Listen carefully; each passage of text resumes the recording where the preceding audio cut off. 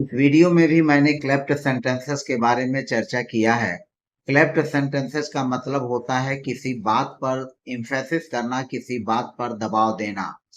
Cleft sentences कई प्रकार के होते हैं और इनके फंक्शंस भी अलग अलग होते हैं, भिन्न भिन्न परिस्थिति और संदर्भ के अनुसार।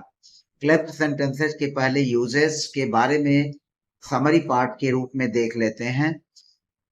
क्लेफ्ट सेंटेंस का यूज जो होता है वह एम्फेसाइज अ पर्टिकुलर पार्ट, किसी वाक्य के एक विशेष भाग पर अगर हमें प्रेस देना है, दबाव देना है, तो वहां पर क्लेफ्ट सेंटेंस का यूज करते हैं। To draw a special attention, एक विशेष अगर हमें ध्यानाकर्षण करना है, ध्यान आकृष्ट करना है, तो उस कंडीशन में भी हम क्लेफ्ट सेंटेंस का यूज करते हैं। किसी सूचना को प्रेशराइज करना है, उसको दबाव देना है, वहां भी क्लेफ्ट सेंटेंस का यूज करते हैं। कहीं मिस अंडरस्टैंडिंग है, गलतफहमी है, तो उस गलतफहमी को दूर करने के लिए भी हम जो है क्लेफ्ट सेंटेंस का यूज करते हैं। कहने का मतलब, इसको हम एक एग्जांपल से समझते हैं कि अगर हम कहें कि अजय ने ही तुम्हारी सहायता की और उसको अगर मिसअंडरस्टैंडिंग है, तो हम वहां कह सकते हैं कि अजय ने नहीं, राम ने मेरी सहायता की थी। तो इस मिसअंडरस्टैंडिंग को दूर करने के लिए हम जो क्लेफ्ट सेंटेंस का यूज करते हैं। To add a dramatic effect, एक नाटकीय मोड़ देने के लिए, ड्रामेटिक इफेक्ट भी देने के लिए, अगर वहां पर जोड़ना है, नाटकीय प्रभाव दिखाना है, तब भी हम क्लेफ्ट सेंटेंस का यूज करते हैं। और इसका जो सामान्य स्ट्रक्चर होता है वह होता है इट इज या वाज। अगर पास्ट में है तो वाज और प्रेजेंट में है तो इज का यूज होगा।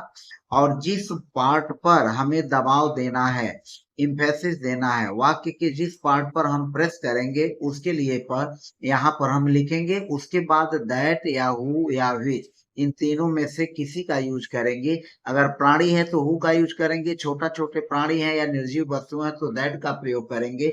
विच का जनरली उपयोग कम होता है, लेकिन ये भी कहीं कहीं आता है। और उसके बाद जो क्लेफ्ट सेंटेंस है उसका एक और प्रकार है जिसे हम कहते हैं डब्ल्यू एच क्लेफ्ट सेंटेंस, यानी W H type cleft sentence, जिसको हम स्यूडो क्लेफ्ट भी कहते हैं। तो इस तरह से क्लेफ्ट सेंटेंस के बारे में मैंने संक्षेप में कुछ परिचय दिया। और अगर इसकी डिटेल जानकारी लेनी हो तो उसके लिए आप कमेंट कर सकते हैं, हम कभी डिटेल वीडियो भी इस पर बना देंगे। एग्जाम्पल्स के रूप में हम समझते हैं, जैसे पहला वाक्य है अजय, अजय और यहाँ हो जाएगा met yesterday, Ajay met yesterday. वाक्य हमारा है अजय मेट एस्टरडे। यह सामान्य वाक्य है। अगर हमें इसे क्लेफ्ट सेंटेंस के रूप में चेंज करना हो तो जो स्ट्रक्चर है उस स्ट्रक्चर के हिसाब से, चूंकि यह पास्ट इंडेफिनिट में वाक्य है, तो इट वाज का यूज करेंगे और अजय को यहाँ ले लेंगे। तो हमें अजय पर हम प्रेस कर रहे हैं, इम्फेसिस कर रहे हैं, और यहाँ फिर आ जाएगा हो। तो it was Ajay who met me yesterday, मुझसे जो कल मिला था वह अजय ही था और कोई नहीं था, यानी अजय के अलावा और कोई नहीं था। तो यह पार्ट हमारा क्लेफ्ट सेंटेंस के रूप में है, जिसको हमने अजय के लिए हु का यूज करके जोड़ दिया। तो it was Ajay who met me yesterday, यानी मुझसे मिलने वाला अजय ही था और कोई नहीं था। I bought a new car last month, मैंने पिछले माह एक नई कार खरीदी। यह सामान्य वाक्य है, यह जो है सामान्य वाक्य है। अब इसे हमें क्लेफ्ट सेंटेंस के रूप में अगर चेंज करना हो तो हम जो अन्यू कार है उसको इट वाज के बाद ले आ देंगे। तो यहाँ पर लिखेंगे it was a new car, यह नई कार ही थी। That I bought last month, जिसको मैंने पिछले महीने खरीदा। यानी एक न्यू कार ही थी, मोटरसाइकिल नहीं थी, गाड़ी नहीं थी, या बस नहीं था, ट्रक नहीं था। यह केवल एक न्यू कार ही थी जिसको मैंने कल खरीदा। तो it was a new car that, अब यहाँ पर यह क्लेफ्ट सेंटेंस है जिस पर प्रेस किया गया है, इम्फेसिस किया गया है, दबाव डाला गया है। It was a new car that, यहाँ तक यह क्लेफ्ट सेंटेंस है। दैट के पहले और इट वॉज के बाद जो यह हिस्सा हमारा बच रहा है, इसी पर हमारा इम्फेसिस है, इसी पर जोर है। तीसरा वाक्य है he left the keys on the table, यह भी एक सामान्य वाक्य है। इस सामान्य वाक्य को अगर हमें क्लेफ्ट सेंटेंस के रूप में चेंज करना हो तो हम टेबल पर क्या है, तो कीज जो है, कुंजी है, वह कहाँ है, ऑन द टेबल है। तो यह प्लेस की को इम्फेसिस कर रहा है, प्लेस को दबाव दे रहा है कि कुंजी कहाँ थी, टेबल पर थी।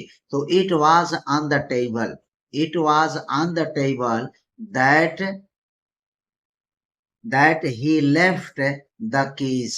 तो he left, यहाँ पर he left है तो he left he left the keys। तो it was on the table that he left the keys। जगह के को प्रेस किया जा रहा है तो जगह को जब प्रेस करेंगे तो it was on the table that he left the keys। it was on the table that he left the keys। अगर हमें कीज पर प्रेस देना हो, कुंजी पर दबाव देना हो, तब हम इस वाक्य को लिख लेंगे it was the keys that he left on the table. तब यह जो है वाक्य इस तरह से बदल जाएगा, यानी कीज पर जोर देना होगा तो हम इसको ऐसे लिख लेंगे it was the keys, it was the keys that he left on the table। it was the keys, तो it was the keys, तो यहाँ कीज पर emphasis हो जाएगा, it was the keys that he left on the table। चौथा वाक्य I need a break, यह भी एक सामान्य वाक्य है। अगर हमें इसे क्लेफ्ट सेंटेंस के बारे के लिए चेंज करना हो तो इसको हम लिखेंगे I need के पहले हम यूज कर लेंगे what I need, और उसके बाद इज का यूज कर लेंगे क्योंकि यह प्रेजेंट में है। तो what I need is a break, यानी जो कुछ मुझे जरूरत है वह क्या है, एक ब्रेक की जरूरत है, एक रेस्ट की जरूरत है। तो यहाँ पर जो प्रेस हमारा है वह अ ब्रेक के बारे में है, मतलब हम क्या चाह रहे हैं, व्हाट आई नीड, मुझे किस चीज की जरूरत है। तो दबाव जो है व्हाट आई नीड, मुझे किस चीज की जरूरत है, अ ब्रेक की जरूरत है। तो इस तरह से चार सेंटेंस जो सामान्य थे उनको क्लिप्ड सेंटेंस में कैसे चेंज करेंगे इसके बारे में हमने जानकारी दी। अब कुछ अन्य एग्जाम्पल्स हैं जिनको क्लिप्ड सेंटेंसेस के रूप में ही लिख करके उनको समझाया। कार मेरे भाई ने ही जीती। क्लिप्ड सेंटेंस के लिए एक और विशेषता है कि जो सब्जेक्ट अगर है तो सब्जेक्ट के बाद ही शब्द जरूर आएगा, और कहीं कहीं यह छूट भी जाता है, लेकिन हम संदर्भ के अनुसार उसको यूज कर लेते हैं। तो पुरस्कार मेरे भाई ने ही जीता, तो हम इसको ऐसे भी लिख सकते हैं कि my brother only won the prize, my brother only won the prize. लेकिन हम यहाँ इसको जब क्लिप्ड सेंटेंस के रूप में लिखेंगे तो यह हो जाएगा it was my brother who won the prize, it was my brother who won the prize. तो क्लिप्ड सेंटेंस के लिए जो पार्ट पर प्रेशर है वह इस पर है, it was my brother, it was my brother who won the prize. अब यहाँ पर इट वॉज माई ब्रदर या क्लिप्ड सेंटेंस के रूप में यह चेंज हुआ। सभा सोमवार को ही हुई थी, सभा मंगलवार बुधवार बृहस्पतिवार को नहीं हुई थी, सोमवार को ही हुई थी। तो it was on Monday, it was on Monday या क्लिप्ड सेंटेंस के रूप में चेंज हुआ, it was on Monday that the meeting was held. उसने एक नई पोशाक ही पहन रखी थी, तो इसको लिखेंगे उसने एक नई पोशाक ही पहन रखी थी। It was a new dress, यह जो है क्लिप्ड सेंटेंस के रूप में, it was a new dress, एक नई पोशाक ही, एक नई पोशाक ही, यहाँ पर देखें ही लगा हुआ है, तो it was a new dress, एक नई पोशाक ही पहन रखी थी। तो it was a new dress यह क्लिप्ड सेंटेंस में होगा। दैट शी वॉज वियरिंग, जिसको वह पहने हुई थी, वो भी बड़ी मुश्किल से ही बच निकले थे। तो वहां पर हो जाएगा it was with great difficulty, यह हमारा जो है क्लिप्ड सेंटेंस का पार्ट है जिस पर हम जोर दे रहे हैं। It was with great difficulty यानी बड़ी मुश्किल से, इस पार्ट पर, वाक्य के इस पार्ट पर प्रेशर है, वाक्य के इस पार्ट पर एम्फेसिस है। तो it was with great difficulty, उसके बाद हो जाएगा दैट जोड़ेंगे, और दैट के बाद सामान्य वाक्य को निकलेंगे को बच निकले दे एस्केप्ड। नवा है मुझे पुलिस अधिकारी ने ही मदद की थी, किसी और दूसरे व्यक्ति ने मदद नहीं की थी। वह कौन था, पुलिस अधिकारी था। तो पुलिस अधिकारी ने ही मेरी मदद की थी, तो यह क्लिप्ड सेंटेंस है।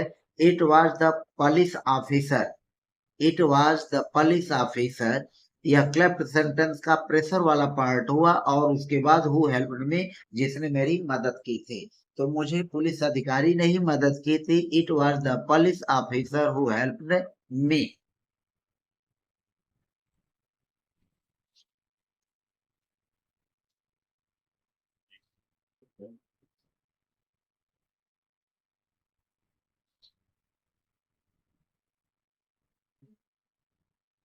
10वां वाक्य, मैं उसी घर में पला बढ़ा था। तो उसी घर में यहाँ पर प्रेशर है, तो it was in that house, it was in that house. और फिर दैट आई ग्रीव अप, पला बढ़ा था मतलब उसी में मेरा लालन पालन हुआ, उसी में मेरा पालन पोषण हुआ। तो it was in that house that I grew up. तो it was in that house, यह हमारा क्लब्ड सेंटेंस का प्रेशर वाला भाग है, यानी यह क्लब्ड सेंटेंस का एक पार्ट है। यह खबर मुझे कल मिली थी।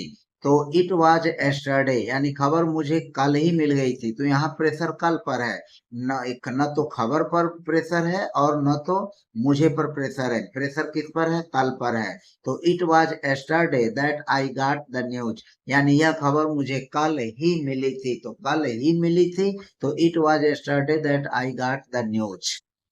12वां वाक्य, वह बिल्ली ही थी जिसने फूलदान तोड़ा, कोई और नहीं था, बिल्ली ही थी। तो इट वाज दैट कैट, यह क्लेफ्ट सेंटेंस का पार्ट हुआ। It was that cat that broke the vase, जिसने फूलदान तोड़ा।